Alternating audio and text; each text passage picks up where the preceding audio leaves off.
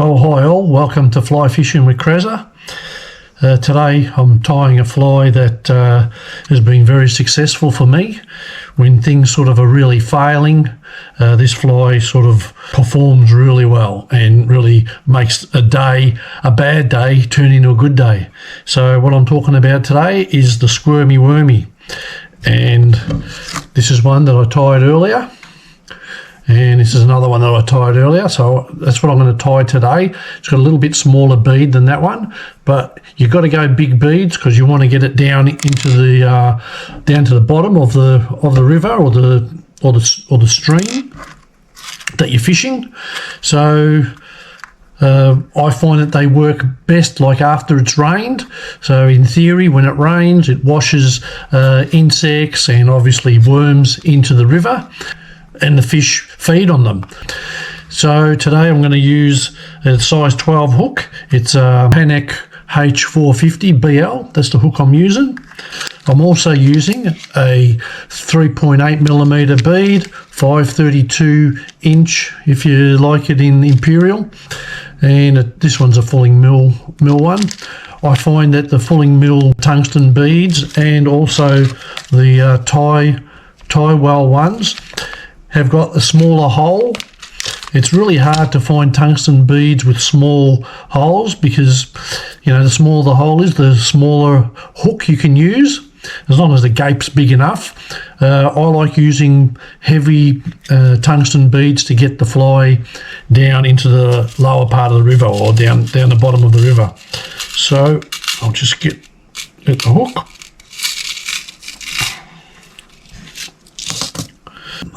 The other material I'm using is obviously the Squirmy material. It comes in like a piece like that. You can get them in different colours. It's a red one. Obviously that's a bright pink one. I like to use the bright pink ones. The fish seem to see them a bit better. So especially like after it rains, sometimes the water's a bit murky. You want something that stands out. Usually when it's murky, you go to something that's dark. But I find that these things work quite well. So we get the bead, grab the hook, put the hook in, the bead, come on. It's always the way when you're filming. It doesn't want to play ball. Anyway, that's in. Put it in the vise.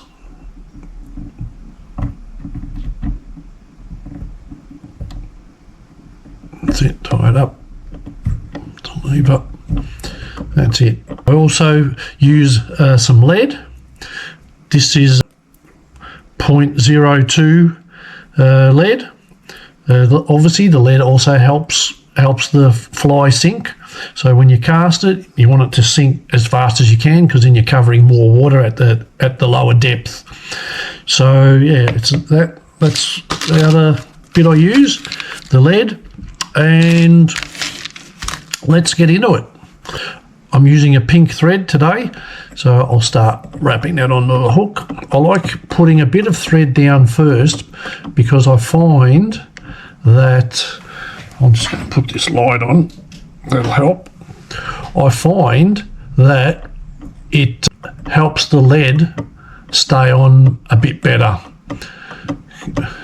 and easier to wind around the hook. So I'll just cut that tag off. So then we grab the lead,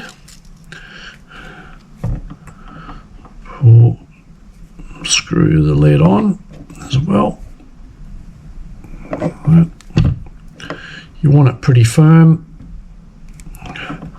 I'll just push it back a touch. There we go. That's where I want it. And wrap it up all the way up to the bead. It's nice and firm.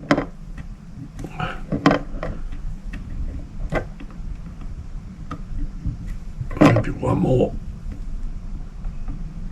That's it. And just fatigue it off like that. I'm happy with that. Let's push it up against the bead, nice and tight. Okay, so that's extra weight. the lead plus your tungsten bead, it's going to get your fly down. That's what you want. And I'll just wind some cotton or some thread over it as well. That'll do. Then you grab your squirmy material, just lock that in a bit. Where are we? So you just grab the very tip of it, pull it down, keep it on the top of the hook, you know, away from the gape, and stretch it a little bit. That'll help. There we go. I try not to go with the lead finishes. I just try and stop just before where the lead finishes. So there's your tail, or you know, the worm part of the squirmy. I like to give it like maybe 25 mil or an inch. Snip that off. So that's that part of it. Now I put the body. This is the body of the fly. So I grab the material again. Same thing. Just lightly pinch it. So it's just holding it, and then with this you've got to stretch it a bit. So stretch it nice and firm. This is where you start clamping things down. Nice and firm.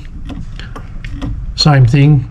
Don't go past the lead, and back to the front of the bead, and then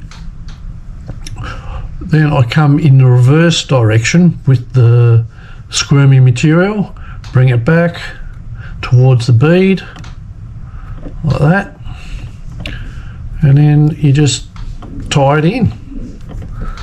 Tie that in. That's getting there. That's it. So once you've tied that in, snip off the excess. You don't need that. They're quite easy to tie, these things, you know. After you've tied a few, they're pretty easy, and that's it. I'll give it like I'll give it like 3 whip finishes. The thing with this material, this squirmy material, is you can't put a glue onto it because the glue deteriorates the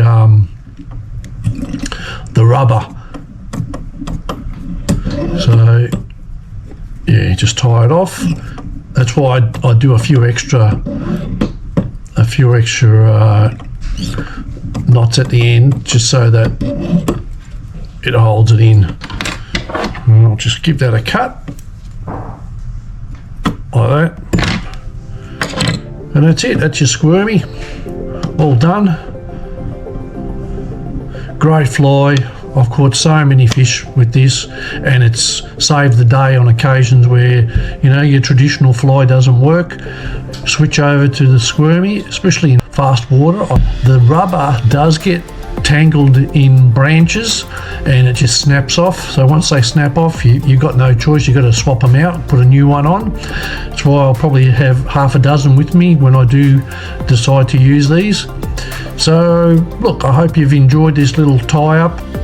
I haven't been doing many videos. We've got you know, somebody not well in the family, so you know, priorities are with that. So I thought I'll tie this while I'm at home.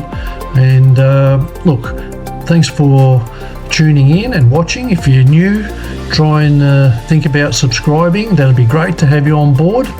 So yeah, thanks again for watching, and God bless. Bye.